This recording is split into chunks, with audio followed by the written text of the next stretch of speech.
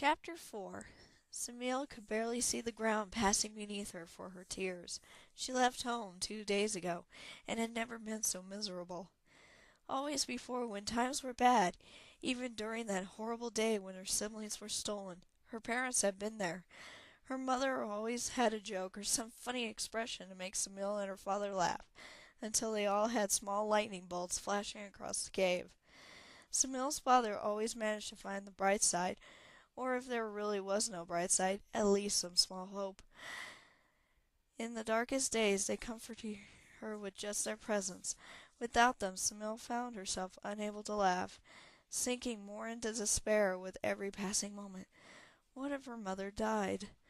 Diving slowly to the ground, Semele shuddered. She needed a rest. Never before had she flown so far, and her wings hurt dreadfully. She had kept to the water during the first part of her journey, but she soon found that the seas close to land were monitored by the good dragons, and she didn't want them asking what a youngling like her was doing alone. She needed to go inland anyway if she was to find the humans responsible for her mother's injuries. Semele landed on the bank of a river near the foot of a mountain. Being so far from the ocean made her nervous. At least there was water here. She dipped her head into it and took a long sip, then immediately spit the water back out. Coughing, she glared at the river. What kind of water was that?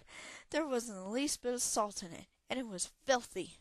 Filthy or not, it appeared to be the only large water source she was likely to find in this part of the land. Semele waded into the river, which only came to her neck at its deepest point. There were, however, many small fish swimming around. Semele settled on the bottom of the river, holding very still, and waited for a fish to swim close to her. When one ventured near, she stretched her neck and snapped her jaws around it. She caught 10 fish this way, but they were so small she still felt hungry. Her poor stomach would never fill up at this rate. The biggest fish she could see was a speck compared to her normal shark dinners. There weren't any pearls either. Semele really wanted a pearl right now. What did humans eat? Semele wondered. She knew humans sometimes raised animals for food rather than hunting. They had kept those animals somewhere. Perhaps she could find a human settlement and steal them. Semele rose out of the river and shook off the grimy water, frowning at the residue it left on her shiny bronze scales. She decided to walk rather than fly. Her wings were sore from so much use. Soon after she started off, she saw smoke rising above the trees. She'd seen fires like this earlier as she flew from the sea. She first thought it meant the forest was on fire, but soon she learned the truth. There were humans nearby. Any humans close by couldn't help but hear Semele's steps crunching over the underbrush. Still, she tried to step as lightly as possible. After snapping a very loud branch, however, Semele sighed. This was ridiculous. She could fly over the village and take them by surprise. Before she took off, however, she wanted to practice her lightning strikes in case the humans attacked her. Semele had never used them intentionally to harm anything. Her parents forbade it. But she used them all the time by accident. How hard could it be? Semele took a deep breath, flexed the muscles in her throat, and aimed at a fallen tree, free enough from the dry brush that she wouldn't set the forest on fire. Nothing happened. Semele tried again, but she couldn't emit the tiniest spark, let alone a well-formed bolt of lightning. She coughed, slapped the back of her claws against her throat, and tried once more. Nothing. Semele was strongly reminded of the time she got hiccups after eating half a shark too fast. She hadn't liked the hiccups, but once they were finally gone, she wanted to feel them again. She tried to hiccup to bring the lightning, but could not. Semele sighed. Perhaps she wasn't old enough to control it. It hadn't occurred to her that she couldn't do it yet. She thought it was only because she had never really tried. She attempted it once more and succeeded only in straining a muscle deep in her throat. Her tail quivered in frustration. Well, she would simply have to make do with what she had.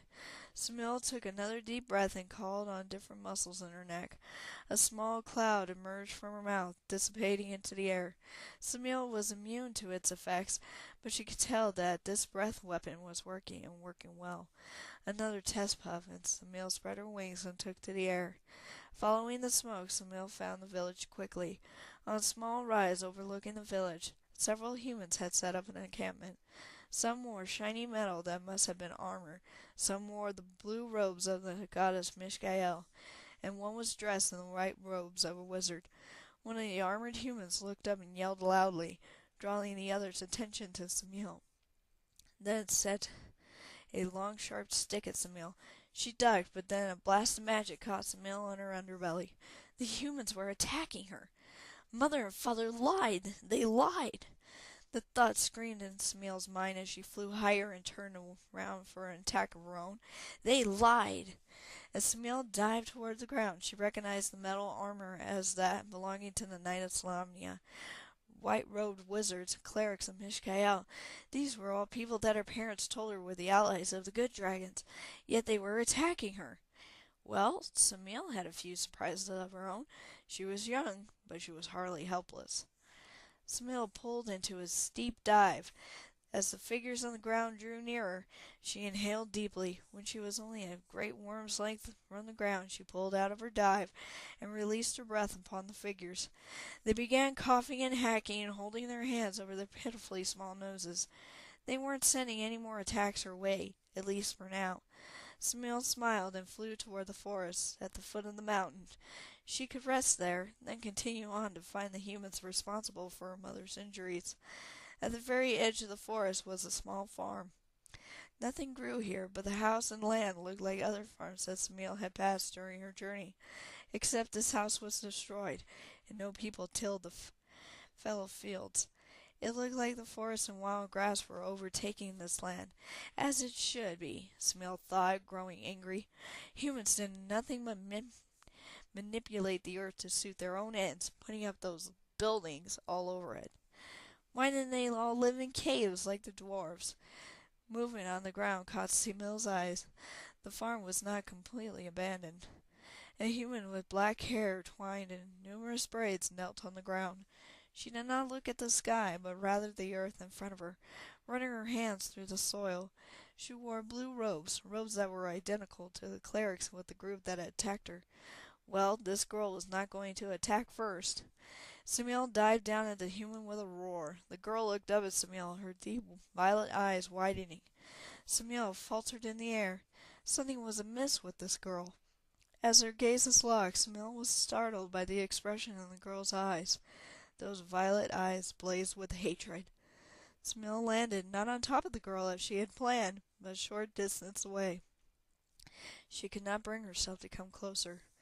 Not since she was a tiny wormling had Samil been so close to a human. The girl's head only came to about Samil's shoulder, and she was much, much thinner. She looked a bit like the deer Samil had seen running about the forest, except that she walked on two legs, like Uncle Nuvar had the day she left. Her eyes, though, were the eyes of a shark. Neither girl nor dragon lifted their intense gaze. Samil had noticed the girl was not coughing. Had Samil's other breath weapon failed her as well? No, Samil could smell traces of it in the air. The girl's lips moved and her hand went to the medallion she wore around her neck. Two circles linked together. The girl's eyes frightened Samil to her very core. Did all humans have such hate in their eyes? The girl took a step towards Samil. Startled, Samil took to the sky in one leap. She glanced down to the diminishing figure of the girl, shuddered, then continued toward the forest on the mountainside. My mother would not fear that girl, Samil said. A sizzling tear fell and began to eat away at a rock far below. That's the end of chapter 4. Bye.